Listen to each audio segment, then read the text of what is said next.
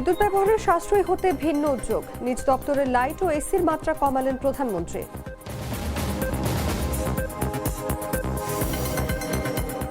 ঘরমুখী মানুষের ঈদযাত্রা নির্বিঘ্ন করতে নতুন সিদ্ধান্ত। ঈদের ছুটির 7 দিন 18 মার্চ ছুটি ঘোষণা।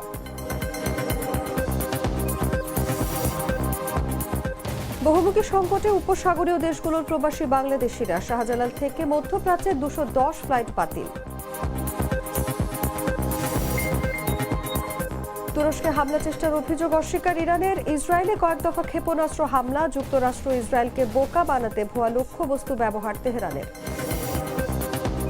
এবং টি-20 বিশ্বকাপ সেমিফাইনালে আজ মুখোমুখি ভারত ইংল্যান্ড। ইতিহাসের দুয়ারে সূর্যকুমার যাদবের দল, প্রতিশোধের মিশনে হ্যারি ব্রুকরা।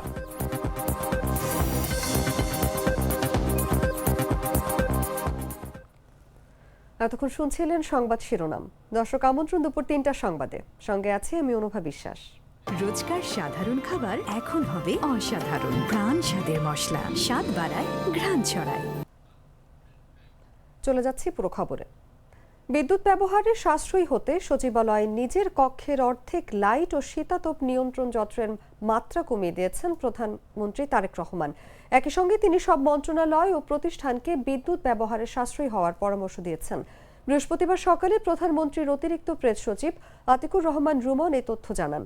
তিনি বলেন, প্রধানমন্ত্রী সকাল 9:10 সচিবালয়ে নিজের দপ্তরে আসেন। তিনি অফিসে এসে নিজের কক্ষের 50% লাইটের সুইচ অফ করে দেন এবং এসির বিদ্যুৎ প্রবাহ 25.1 মাত্রায় নিয়ে আসেন। এই মাত্রায় নিলে বিদ্যুৎ খরচ কম হয়। রুমন বলেন, শুধু তাই নয়, প্রধানমন্ত্রী মন্ত্রী পরিষদ কক্ষে মন্ত্রিসভার বৈঠকে প্রবেশ করেই কক্ষের অর্ধেক লাইট বন্ধ করে দিতে এবং এসির মাত্রা কমিয়ে দিতে বলেন। অতিরিক্ত প্রেস সচিব বলেন, প্রধানমন্ত্রীর এই ব্যতিক্রমী উদ্যোগের পর তার দপ্তরের সব কক্ষে তাৎক্ষণিকভাবে অর্ধেক লাইট বন্ধ এবং এসির মাত্রা কমানো হয়।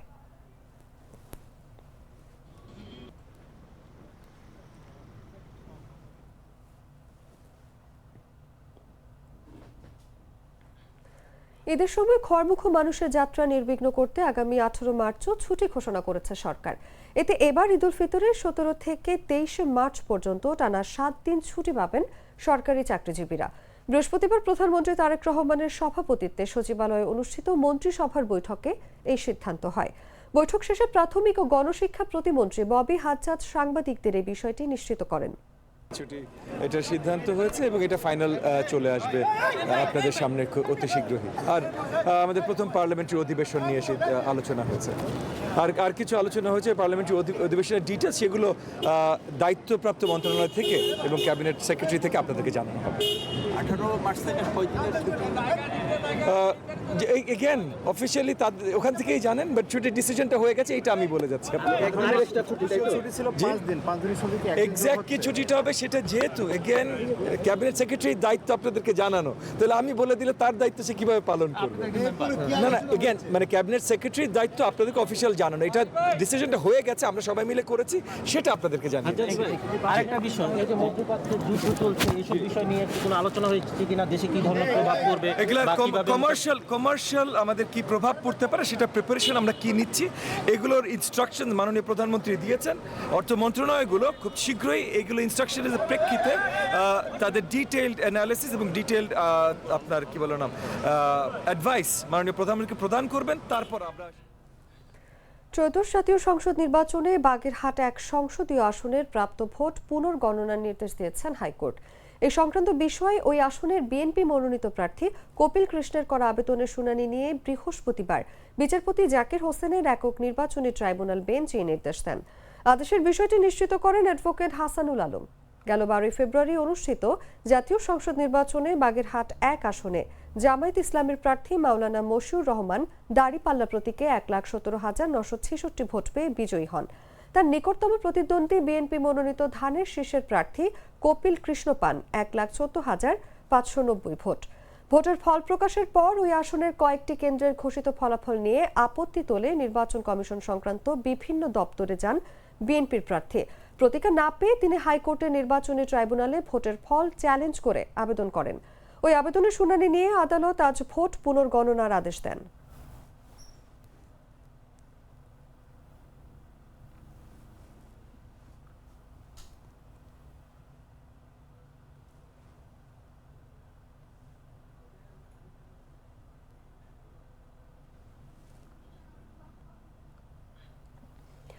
খুলনা নগরীতে মাসুম বিল্লা নামে এক শ্রমিক নেতাকে প্রকাশ্যে গুলি ও কুপিয়ে হত্যা করেছে দুর্বৃত্তরা।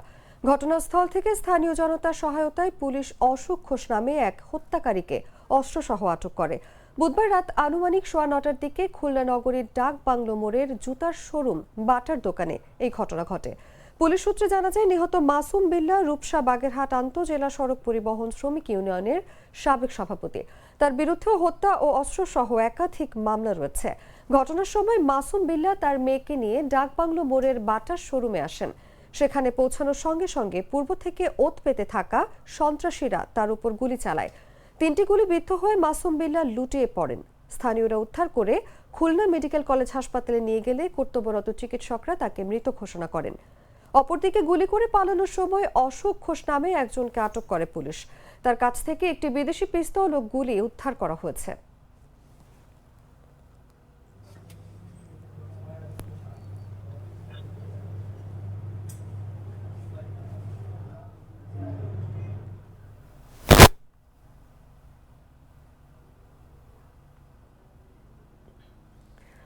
ময়মনসিংহের বাজারে বেশিরভাগ সবজির দাম কেজিতে 10 টাকা কমেছে, তবে মুরগির দাম কেজিতে বেড়েছে 20 টাকা পর্যন্ত।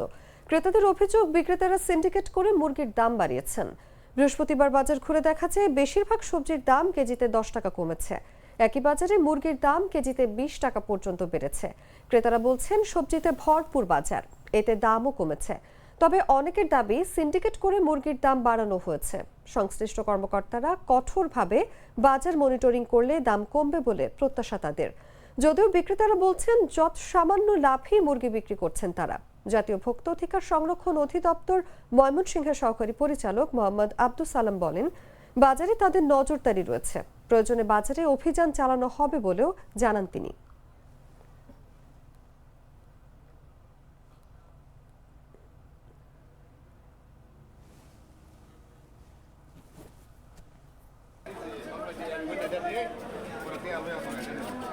বাছাইকৃত লাল সরিষার দানা থেকে তৈরি হয় প্রাণ সরিষার তেল, আসল ঝাঁঝে আসল স্বাদে। ইসরায়েল, যুক্তরাষ্ট্র ও ইরানের পাল্টাপাল্টি হামলায় চরম অস্থিরতা বিরাজ করছে বিশ্বে। উপসাগরীয় 6টি দেশে যুক্তরাষ্ট্রের ঘাঁটি থাকায় সংঘাত ছড়িয়ে মধ্যপ্রাচ্য। নিরাপত্তা, জ্বালানি ও শ্রমবাজারে বাড়ছে অনিশ্চয়তা। সরাসরি প্রভাব পড়ছে এই অঞ্চলে কর্মরত বাংলাদেশি শ্রমিকের উপর। বহুমুখী সংকটে দেশগুলোতে থাকা লাখ লাখ কর্মী। খোঁজ নিয়ে জানা যায়, এরই মধ্যে যুদ্ধের প্রভাবে দুবাইয়ে একজন ও বাহরাইনে একজন বাংলাদেশি শ্রমিক নিহত হয়েছেন। আহত হয়েছেন আরও অনেকে। এছাড়া বহু বাংলাদেশি কর্মী উপসাগরীয় দেশগুলোতে উড়োজাহাজের টিকিট কেটেও দেশে আসতে পারছেন না।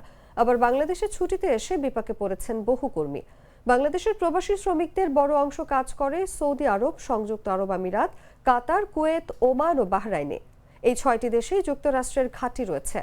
সবশেষ 2025 সালে এই দেশগুলোতে শ্রমিক গেছে 9,19,435 জন। বিএমইটির একটি সূত্র বলছে, এই 6টি দেশে বর্তমানে 60 লাখেরও বেশি শ্রমিক বর্তমানে কাজ করছেন। এদিকে মধ্যপ্রাচ্যে থাকা শ্রমিকরা জানান, বাইরে যারা ক্লিনারের কাজ করেন তারা নিরাপত্তা শঙ্কায় আছেন।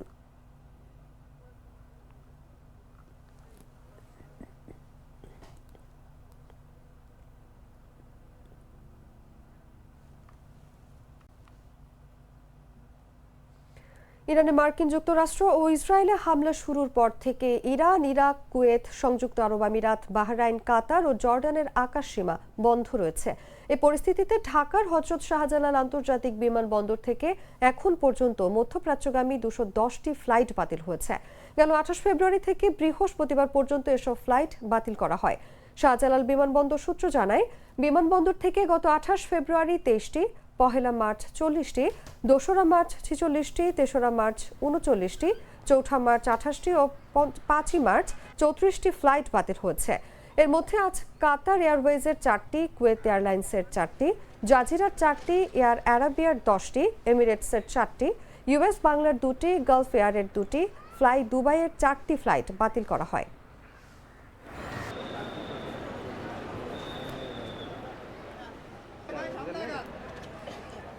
গ্লিটারের টুইন লেমন ও অ্যান্টিব্যাকটেরিয়াল ফর্মুলা বাসনকে চকচকে জীবাণুমুক্ত করে আমাদের দেয় গ্লিটার গ্যারান্টি। জানাবো আন্তর্জাতিক সংবাদ।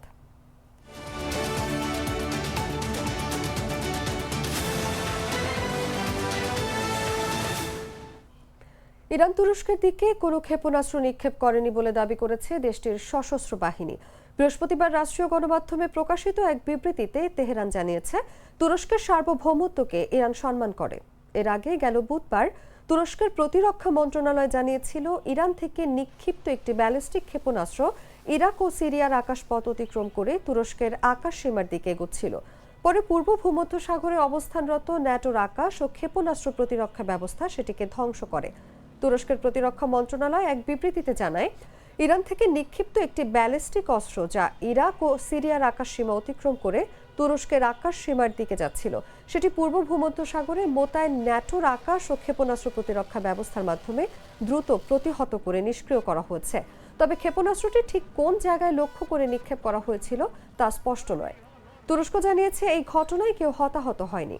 একই সঙ্গে আঙ্কারা সতর্ক করে বলেছে, দেশের বিরুদ্ধে যে কোনো শত্রুতামূলক পদক্ষেপের জবাব দেওয়ার অধিকার তাদের রয়েছে এবং সংঘাত আরও না বাড়াতে সংশ্লিষ্ট সব পক্ষকে সতর্ক থাকতে বলা হয়েছে।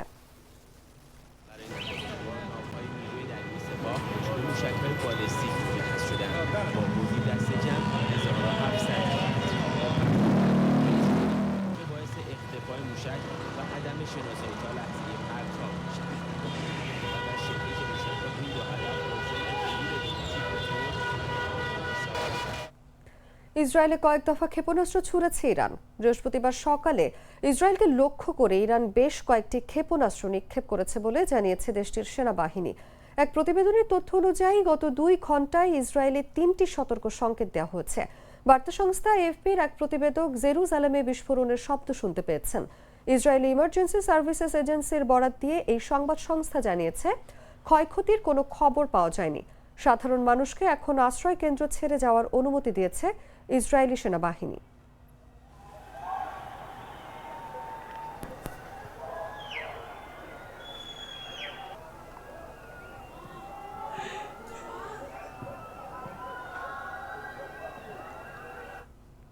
ইরান সামরিক লক্ষ্যবস্তু হিসেবে ভুয়া মডেল ও প্রতিরূপ ব্যবহার করে যুক্তরাষ্ট্র ও ইসরায়েলকে বিভ্রান্ত করার চেষ্টা করছে বলে দাবি করেছেন এক সামরিক বিশেষজ্ঞ। রুশ বার্তা সংস্থা স্পুটনিককে দেয়া সাক্ষাৎকারে সামরিক বিশেষজ্ঞ ও আকাশ প্রতিরক্ষা ইতিহাসবিদ ইউরি নুট বলেন, ইরান সক্রিয়ভাবে ডিকয় বা ভুয়া লক্ষ্যবস্তু এবং প্রতিরূপ ব্যবহার করছে যাতে প্রতিপক্ষ বিভ্রান্ত হয়। স্পুটনিকের খবর অনুসারে সম্প্রতি সামাজিক যোগাযোগ মাধ্যমে প্রকাশিত কিছু ভিডিওতে দেখা গেছে, যুক্তরাষ্ট্রের সেন্টকম যে ইরানি ড্রোন লক্ষ্য করে হামলা চালিয়েছে বলে দাবি করেছিল, সেগুলোর কিছু আসলে ছিল ডামি বা নকল মডেল। এছাড়া ইসরায়েলি বাহিনীর কিছু হামলাও এমন লক্ষ্যবস্তুর উপর হয়েছে যা দূর থেকে সামরিক সরঞ্জামের মতো দেখালেও সেগুলো আসলে ছিল বিশেষভাবে আঁকা চিত্র বা প্রতিরূপ।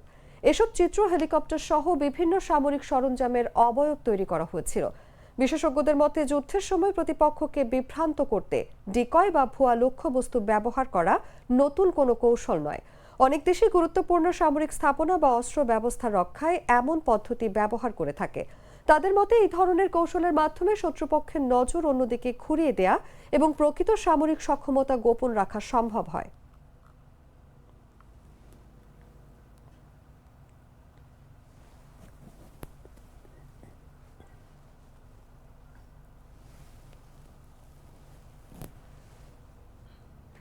ইরান যুদ্ধের মধ্যেই দক্ষিণ আমেরিকার দেশ ইকুয়েডরে সন্ত্রাসী দমনের নামে যৌথ সামরিক অভিযান শুরু করেছে যুক্তরাষ্ট্র। বুধবার মার্কিন সাউদার্ন কমান্ড জানায়, ইকুয়েডরের সঙ্গে সমন্বয় করে দেশটিতে সন্ত্রাসী সংগঠন হিসেবে চিহ্নিত গোষ্ঠীগুলোর বিরুদ্ধে অভিযান শুরু হয়েছে। এক বিবৃতিতে মার্কিন সাউদার্ন কমান্ডের প্রধান জেনারেল ফ্রান্সিস ডোনোভান বলেন, 3রা মার্চ ইকুয়েডর ও যুক্তরাষ্ট্রের সামরিক বাহিনী দেশটিতে চিহ্নিত সন্ত্রাসী সংগঠনগুলোর বিরুদ্ধে অভিযান শুরু করেছে। তিনি বলেন, এই অভিযান লাতিন আমেরিকা ও ক্যারিবীয় অঞ্চলের অংশীদার দেশগুলোর মাদক সন্ত্রাসবাদের বিরুদ্ধে লড়াইয়ের প্রতিশ্রুতির শক্ত উদাহরণ। বিবৃতির সঙ্গে প্রকাশ করা ভিডিওতে সামরিক হেলিকপ্টারের উড্ডয়ন এবং আকাশ থেকে তোলা নজরদারি ছবিও দেখা যায়। মার্কিন সংবাদ মাধ্যমগুলোর খবরে বলা হয়েছে, আপাতত যুক্তরাষ্ট্র সরাসরি লড়াইয়ে অংশ নিচ্ছে না, বরং ইকুয়েডরের সেনাদের লজিস্টিক সহায়তা ও গোয়েন্দা তথ্য দিয়ে সহযোগিতা করছে। ইকুয়েডরের যৌথ অভিযানের ঘোষণাকে ট্রাম্প প্রশাসনের মাদক বিরোধী সামরিক অভিযানের নতুন ধাপ হিসেবে দেখা হচ্ছে।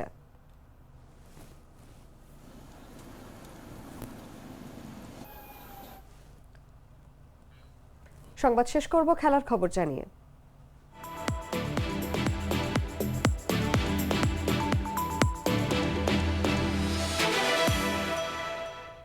টি-20 বিশ্বকাপের সেমিফাইনালে আবারও মুখোমুখি ভারত ও ইংল্যান্ড। টানা তৃতীয় আসরের শেষ চারে এই দুই পরাশক্তির লড়াই, যা কেবল একটি ম্যাচ নয় বরং দুই যুগের শ্রেষ্ঠত্ব নির্ধারণের মঞ্চ হতে পারে। ভারত বর্তমান চ্যাম্পিয়ন এবং টুর্নামেন্টের শুরু থেকেই অন্যতম ফেভারিট। ঘরের মাঠে খেলছে তারা, আর মাত্র 2 জয় দূরে থেকে ইতিহাসে প্রথম দল হিসেবে তৃতীয়বারের মতো টি-20 বিশ্বকাপ জয়ের স্বপ্ন দেখছে। অন্যদিকে ইংল্যান্ডের অভিযান ছিল আরও টালমাটাল। গ্রুপ পর্বে নেপাল ও ইতালির বিপক্ষে অপ্রত্যাশিত চাপে পড়েছিল তারা। তবুও শেষ পর্যন্ত টানা পঞ্চমবারের মতো সেমিফাইনালে জায়গা করে নিয়েছে ইংল্যান্ড। পরিসংখ্যানে বিশ্বকাপে ভারত ইংল্যান্ড 5 বার মুখোমুখি হয়েছে। ভারত এগিয়ে 3-2 ব্যবধানে, তবে কোনো দলই এখনও টানা 2 বার জেতেনি। সামগ্রিক টি-20 মুখোমুখিতে ভারত 17-12 ব্যবধানে এগিয়ে, বিশেষ করে ঘরের মাঠে শেষ 7 ম্যাচের 6টিতেই জয় তাদের। 2022 সালে অ্যাডিলেডে ইংল্যান্ড 10 উইকেটে জিতে ভারতকে বিদায় করেছিল। 2024-এ গায়ানার পাল্টা জবাব দেয় ভারত, বড় ব্যবধানে জয় পেয়ে। এবার মুম্বাইয়ে যে দল জিতবে তারা কেবল ফাইনালেই উঠবে না, সম্ভবত এক নতুন যুগেরও সূচনা করবে।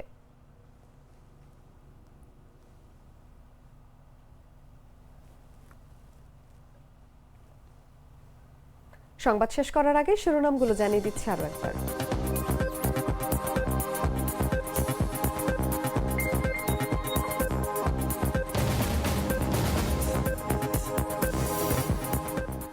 বিদ্যুৎ ব্যবহারে সাশ্রয়ী হতে ভিন্ন উদ্যোগ, নিজ দপ্তরে লাইট ও এসির মাত্রা কমালেন প্রধানমন্ত্রী।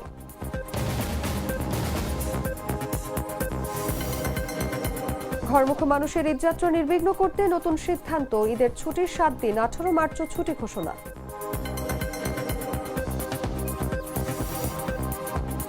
বহুমুখী সংকটে উপসাগরীয় দেশগুলোর প্রবাসী বাংলাদেশিরা, শাহজালাল থেকে মধ্যপ্রাচ্যের 210 ফ্লাইট বাতিল। তুরস্কে হামলা চেষ্টার অভিযোগ অস্বীকার ইরানের, ইসরায়েলে কয়েক দফা ক্ষেপণাস্ত্র হামলা, যুক্তরাষ্ট্র ইসরায়েলকে বোকা বানাতে ভুয়া লক্ষ্যবস্তু ব্যবহার তেহরানের। এবং টি-20 বিশ্বকাপ সেমিফাইনালে আজ মুখোমুখি ভারত ইংল্যান্ড। ইতিহাসের দুয়ারে সূর্যকুমার যাদবের দল, প্রতিশোধের মিশনে হ্যারি ব্রুকরা।